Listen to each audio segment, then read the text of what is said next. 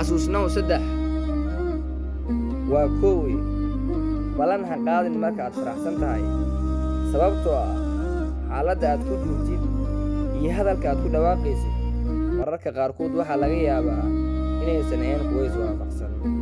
Adiga oo faraxsan ayaa waxaa laga yaabaa inaad ballan qaadid wax aadan awoodin. Sidaa awgeeda ballantuna diintu waxay ku tilmaamtaa ballanka bax waa diinka bax. Si aadan diintaad uga bixin adigoo faraxsan waxna ha ballan qaadin. Marka aad farxadda ka degtid ayaad waxay maskaxdaada noqonaysaa mid caadi ah u joogta. Taa ayaa waxay kuu sahlaysaa in wixii aad kartid ama aad awoodid aad ballan qaadid hadhowna aad ka soo baxdid. Waa nambarka labaad. Ha jawaab celin marka aad xanaaqsan tahay sababtoo ah marka aad xanaaqsan tahay waxaa laga yaabaa dhammaan maskaxdaada inaysan joogin ay maqan tahay.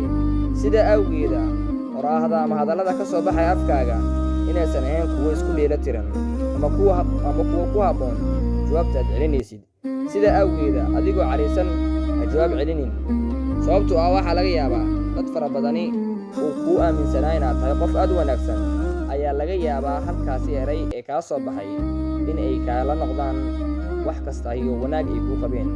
Sidaa awgeeda adigoo caraysan ama xanaaqsan degdeg jawaab ha ku celin.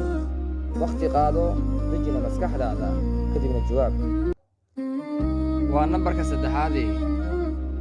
Go'aan ha gaarin marka aad murugsan tahay ama aad caraysan tahay. Waxaa laga yaabaa marka aad caraysan tahay ama aad murugsan tahay in aad albaabo badani oo ku badbaadi lahayd aad iska soo xirtid. Xaaladda lagu jiro awgeed carada aad caraysan tahay waxaa laga yaabaa in ay kugu dirto dad fara badani oo kaala shaqayn lahaayeen sida aad ugu bixi lahayd hadba caqabadda ku haysato iyo dhibka aad dareemaysid. Mar weliba aad caraysan tahay ama aad xanaaqsan tahay ugu horrayn isdeji lana tasho qofka kuu dhow adiga oo talada u dhiibanaya Allah.